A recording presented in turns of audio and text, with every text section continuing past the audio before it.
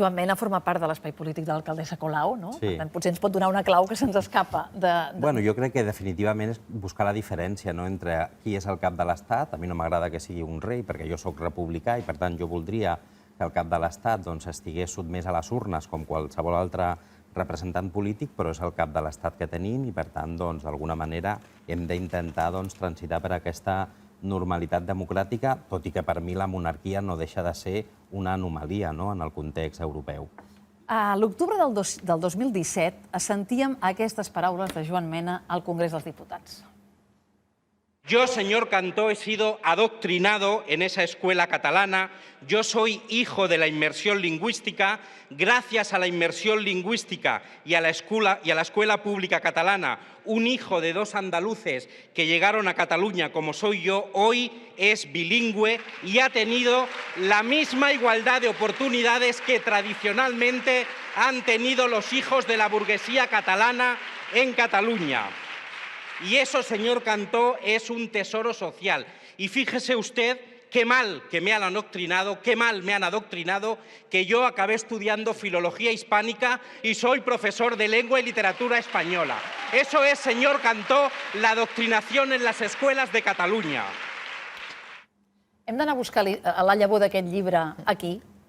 Bueno, jo crec que l'hem d'anar a buscar als orígens familiars i als meus orígens, no? És a dir, això d'alguna manera és posar en escena, d'alguna manera, la meva pròpia existència lingüística, però crec que sóc com molts i moltes persones del país, que som d'orígens de fora de Catalunya i que gràcies al model d'immersió lingüística avui som persones bilingües, som competents en les dues llengües i això és un enriquiment cultural, però també és una oportunitat i una lluita, diguéssim, per la cohesió social del país. Al principi del llibre dius que aquest no parlaràs mai un bon català és el que et va dir una professora de català a primer de batxillerat, que quan eres incapaç de diferenciar la O oberta de la tancada. Ella no va encertar. Bueno, no va encertar, però sí que em va donar, diguéssim, l'empenta per poder... Em va picar, exacte, que de vegades és el que... Però falta veure si era una manca de respecte o un pique. Bueno, no, o un estímul. Jo no me'l vaig prendre com una falta de respecte, tot i que, bueno, de vegades també entra dins de la tasca docent intentar incentivar que l'alumnat lluiti per poder superar les seves pròpies limitacions, no? I, per tant, jo crec que va ser una oportunitat que em va donar aquella professora de la que jo tinc molt bons records. La immersió lingüística necessita una defensa des d'una experiència lingüística com la de Joan Mena? Ho dic perquè el 2017 era un moment molt concret, amb moltíssima tensió, ara n'hi ha un altre, però la qüestió del català continua, i de la immersió, i de quin ha de ser el futur en el sistema educatiu, continua sent un debat. Per desgràcia, sí. Jo crec que s'ha centrat molt en un debat polític i fins i tot d'identitats, quan jo crec que té un rerefons pedagògic que és el que hauria de primar. És a dir, jo a dia d'avui no he escoltat ningú amb arguments sòlids que em digui per què la immersió lingüística no és bona pel conjunt de l'alumnat del país. Estic disposat a poder escoltar-lo, però encara no he trobat ningú. M'ho poden explicar des del punt de vista judicial, des del punt de vista polític, des de molts punts de vista, però des del punt de vista pedagògic jo no he escoltat avui ningú que posi en qüestió, i jo vinc del món de la docència i, com deia en aquesta intervenció, soc professor de llengua i literatura castellana, per tant, jo he viscut des de l'aula la convivència entre la llengua catalana i la llengua castellana i avui continuo defensant que el model d'immersió lingüística és el millor pel país, sobretot perquè en aquells moments s'havia d'alguna manera de buscar la integració d'alumnats que venien majoritàriament de dues llengües, que era el castellà i el català, però avui és que a les aules tenim moltíssimes més llengües, hi ha molta més convivència lingüística i, per tant, necessitem una llengua que vehiculi tot això, que jo crec que és el que hauria de ser el català. Clar, tu parlaves, aquest tresor social, deies, el 2017. El català ha deixat de ser una llengua vista com una llengua de progrés i una llengua d'ascensor social? I això forma part de les seves febleses actuals? Jo crec que la politització de la llengua de vegades ens ha portat, per dir-ho d'alguna manera, al llindar del barranc per poder caure, però com a societat hem tingut la capacitat de no saltar-lo. I jo crec que una cosa és, per desgràcia, i potser està malament que ho digui jo, cap a on ens volen portar alguns líders polítics i una altra de diferent és cap a on va la societat. I la societat jo crec que no ha perdut el sentit comú, la societat no ha perdut la capacitat d'alguna manera de reflexionar des del punt de vista lingüístic i de saber la necessitat que avui necessitem nens i nenes que siguin competents en les dues llengües oficials del país. Clar, però el risc de la politització de la llengua segurament és més que evident des del moment en què des de l'independentisme, per exemple, sorgeixen alguns moviments reivindicant que es pot ser independentista en castellà. Ho dic perquè no sé, passats els anys, des d'aquell 2017, com de rebregat n'ha quedat aquesta qüestió. És a dir, si el català és identificat com la llengua dels independentistes, què passa amb la resta? És a dir, això com encaixa? Clar, jo crec que això és el pitjor que ens podia passar, i també ho explico en el llibre, que el català fos identificat com la llengua dels independentistes i el castellà fos identificat com la llengua dels no independentistes, perquè si això s'instal·la, haguéssim aconseguit aquesta segregació lingüística que per mi és molt nefasta per un país. Nosaltres això no ens ha passat, és a dir, jo encara hi ha gent que és castellanoparlant i que és independentista, i hi ha gent catalanoparlant i que és independentista, i això té a veure també amb aquest sentit comú del país i amb aquesta necessitat de defensar la llengua per sobre de la identitat en la que una persona es pugui sentir. En el llibre et passeges una mica per d'altres comunitats autònomes on també hi ha dues llengües i on no s'ha aplicat un sistema d'immersió lingüística. El balanç quin és? El balanç és que el model català és el millor dels models atenent als resultats objectius. Tu pots fer les anàlisis polítiques comparades que vulgui, però al final el resultat és el que és. Tenim el model català, que és el que ha permès que l'alumnat de Catalunya sigui competent en les dues llengües, i en canvi tenim altres resultats, com les polítiques lingüístiques que es van fer en els temps del Partit Popular a les Illes Balears o al País Valencià, que el nivell de català era molt dolent, o el model basc, que genera una segregació lingüística que tampoc és bona, i que actualment el propi govern d'Euskadi està intentant reconduir el seu model lingüístic a les aules i l'enfoca més per la vessant del model d'immersió lingüística a Catalunya. Per tant, jo crec que amb totes les dades a la mà, amb totes les dades objectives a la mà, el model d'immersió lingüística és el que millors resultats té, no només per la llengua catalana, sinó també per la llengua castellana, que jo crec que això també és important de reforçar. És a dir, jo sempre dic que els principals interessats en mantenir el model d'immersió lingüística som els fills i les filles de les famílies castellanoparlants, perquè és el que ens garantirà poder ser bilingües en el futur, que jo crec que és l'objectiu del nostre model. I ara encara és així? El meu dubte és, ara aquesta valoració positiva d'una educació en català, creus que és igual de valorada que en l'època, diguéssim, on tot això va començar? L'època és diferent, és a dir, difícilment podem comparar les necessitats educatives que hi havia en els anys 80 a les necessitats educatives que tenim l'any 21, i també és difícil comparar la política i el clima polític que hi havia a Catalunya en els anys 80 al que tenim avui. Ara, jo crec que es manté dues necessitats que per mi són les importants. La primera és aconseguir un vehicle que, com a societat, ens cohesioni, i la segona és garantir que l'alumnat surti del sistema educatiu amb una doble competència lingüística, i crec que aquest model encara ho manté. No ho sé, Carmen, Carles i Ferran, Hi ha una cosa que recordo, que és que em sembla que va ser a finals dels 80 o principis dels 90 que un diputat al Parlament de Catalunya va parlar en castellà per primera vegada des de feia molt de temps i va ser portada a La Vanguardia, perquè ens entenguem. I ara hi ha molts diputats que usen el castellà des d'aquest punt de vista, de la militància de jo no sóc independentista, i fomenten això, perquè llavors els escoltes en altres àmbits o en altres entorns i parlen un català absolutament, diguem, perfecte, que no té cap. Però quan pugen a la tarima el que fan és això, identificar la llengua amb la ideologia. De la mateixa manera que també hi ha independentistes que no deixen mai de fer servir el català peti qui peti, quan encara el seu interlocutor no l'entengui, i llavors això també em sembla un error.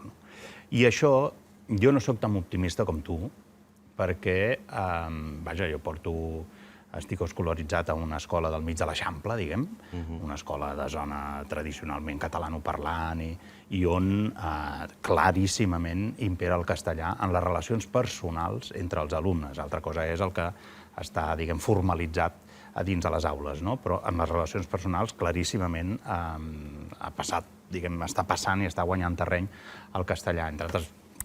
I pot haver-hi molts efectes, les noves tecnologies, el consum, etc., però també un punt de reivindicació de l'ús de la llengua que t'identifica amb una o una altra. I això com ho podem trencar? Perquè això, per mi, és la mare de tot plegat. Però jo crec que són dues coses diferents. És a dir, una cosa és la immersió lingüística com a model educatiu per garantir el bilingüisme a les aules. Jo tinc els mateixos orígens que tu i estic parlant en català aquí amb tu. I una altra és l'ús social que se'n fa del català. Correcte. És a dir, una cosa és que a mi em donin l'eina per poder parlar català i una altra és si jo decideixo parlar-lo o no. Aquí potser és que posem molt el focus amb el sistema educatiu i amb el model d'immersió lingüística i potser és que on hem fallat és en les polítiques culturals de Catalunya, que no han incentivat aquest ús social a través de les xarxes socials, de modernització de les eines. És a dir, l'eina base la tenim, que és el model d'immersió. A partir d'aquí hem d'incentivar també l'ús de la llengua, que són dos debats que evidentment van de la mà però que no formen part del mateix debat. És evident que la política ha perjudicat moltíssim a tot el debat de la llengua, perquè forma part del que és identitari, no? I, per tant, crec que la història seria despolititzar i privilegiar, o subratllar un cert valor afegit a la llengua en l'àmbit cultural. No només fer-la servir per tirar-te-la pel cap quan tens una discussió política, i amb això hi ha exemples molt interessants. Bèlgica, per exemple, està segregat per llengua i són comunitats que no es comuniquen entre si. Al Quebec passa exactament el mateix i tenim a Ucrània que s'estan fotent de tiros i parlen ucranià i rus sense cap distinció, perquè formen part de la mateixa comunitat lingüística. Ho dic perquè se subratlla moltes vegades quan el Zelensky parla en rus, com si fos una gran cosa. Està parlant en rus, és que a Ucrània parla en rus i ucranià amb tota la normalitat.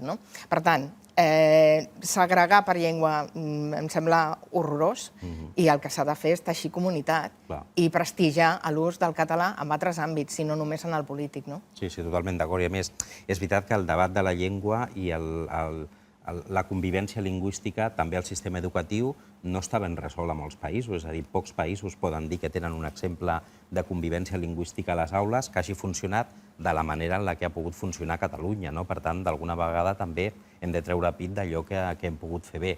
Ara, si s'ha polititzat o com s'ha polititzat en els últims anys, forma part d'una altra reflexió que també la podem tenir, i és com des de la part política hauríem de ser suficientment responsable de no tirar-nos a la llengua pel cap, com ha passat moltes vegades. És que hi ha gent que voluntàriament està renunciant a parlar en català perquè no s'identifica amb el català i dius, però perdona... Ho he vist també des de l'altra banda, que també em preocupa, és a dir, des del Congrés dels Diputats, on hauria de ser la seu d'un estat plurilingüístic, perquè hi ha convivència de diferents llengües que estan reconegudes per la pròpia Constitució, allà doncs és impossible poder parlar català, parlar basc o parlar gallec, i això forma part, al meu entendre, d'una anomalia democràtica que hauríem de ser capaços també de resoldre. Sí, els consensos dels que parles, els consensos de la immersió que venen dels anys 80 amb el tema de la llengua, i participava i va tenir un paper central al PSC. Les coses han canviat una mica, hi ha també interessos electorals pel mig, amb tot el que és recollir les restes o haver-se menjat una altra vegada l'electorat de Ciutadans. També hi ha tota la divisió que ha generat el procés polític, sobretot de l'any 2017 a Catalunya. Com veus tu amb això la posició del PSC? Ho dic perquè hem tingut, pot ser una de calç, una d'arena, quan veiem, per exemple, que amb el tema de la sentència del 25% de castellà el PSC se n'ha desentès i no ha volgut defensar de forma explícita i protestar contra aquest atac al model d'immersió, a diferència del que heu fet des del vostre espai polític, però després, per exemple, quan es planteja des del govern un pacte per la llengua per mirar d'actualitzar totes aquestes eines i d'adaptar-se a les noves realitats que condicionen l'ús social del català, de moment el PSC sí que té bona predisposició a ser-hi. Quina visió tens sobre això? Sí, jo ho explico en el llibre, amb una mena de metàfora. No és el mateix el PSC de la Marta Mata que el PSC de la Eva Granados. Són PSCs amb unes posicions respecte a la definició lingüística diferents. Tampoc és el mateix les paraules de l'endemà de la sentència del 25% que va dir la ministra d'Educació, la Pilar Alegría, que les que va dir Salvador Illa a Catalunya. Potser encara més greus, sota el meu punt de vista, i més preocupants, el que va dir Illa a Catalunya, que no pas el que va dir la ministra Alegría des del govern de l'Estat, però jo estic convençut que el PSC ha d'estar en aquest pacte transversal per la llengua precisament pel que deia la Carmen, no? Perquè necessitem, jo crec que el gran valor que té el nostre model és que es defensa des de la transversalitat, es defensa des de la dreta i es defensa des de l'esquerra, es defensa des de posicions independentistes i des de posicions no independentistes, es defensen des d'àmbits, diguéssim, urbans fins a àmbits rurals. És a dir, aquesta transversalitat que té el nostre model és el que li ha fet perdurar en el temps i això no ho hem de perdre, i perquè això funcioni el Partit Socialista ha d'estar en aquests pactes. Sí, hi ha algú que dubti de l'espanyolitat de Núñez Feijóo? Jo crec que ningú, no? I Núñez Feijóo, al seu Parlament, sempre parla en gallec. Interlocuti amb el Bloc Nacionalista Galec o interlocuti amb un altre partit. I aquests dies que hem vist molt el Feijóo, no? Sempre parla, sempre respon. I algú dubta de que Feijóo, diguem, és un líder espanyol i espera i el que li queda per venir? Esperem que no canviï això, perquè dubta. de vegades també ha passat, no?, que alguns lideratges que venen del seu territori utilitzant la seva llengua la van perdent conforme se van acostant a Madrid. I això tampoc és bo per donar aquesta imatge de país plurinacional que som. Fraga va fer el camí contrari i parlava al Parlament gallec amb un gallec espantós, però parlava en gallec. Per cert, ara que m'hi fas pensar, el Congrés dels Diputats està recuperat de la sacsejada de la sessió parlamentària de dimecres passat i esteu ja, diguéssim, esperant que el líder del PP, si és Núñez Feijóo, que curiosament no podrà estar en aquest Congrés dels Diputats perquè no ho és, no?, de diputat, Joan Mena. Bueno, jo crec que això forma part de la situació de crisi més política i ideològica que no pas de lideratge que està patint el Partit Popular, probablement perquè es vol assimilar massa a la ultradreta, i a mi això em preocupa, no?, que a Espanya tinguem una dreta que no és conscient de com de nefasta poden ser els arguments i els discursos de l'ultradreta, em preocupa com a demòcrata, no? Per tant, jo espero que el Partit Popular es recuperi i recuperi el seny de la dreta, per dir-ho d'alguna manera, i abandoni aquest camí de l'ultradreta dels últims temps. És més probable amb Feijóo que amb Casado, aquest camí que dibuixa? Això li correspon a la gent del Partit Popular. A mi la veritat és que m'és igual un líder que un altre. El que sí que m'agradaria és que el Partit Popular aconseguís alliberar-se d'aquest segrest de Vox. Hem sortit un moment del llibre, Ha vingut a parlar de su libro i aquí està la proposta. No parlaràs mai un bon català, les mentides sobre la immersió lingüística des de la pròpia experiència, i ens ha fet pensar en aquella intervenció que de seguida ens va venir tots al cap quan vam veure el llibre i l'hem anat a buscar. Joan Mena, gràcies per passar a explicar-nos. Gràcies a vosaltres. Bon dia.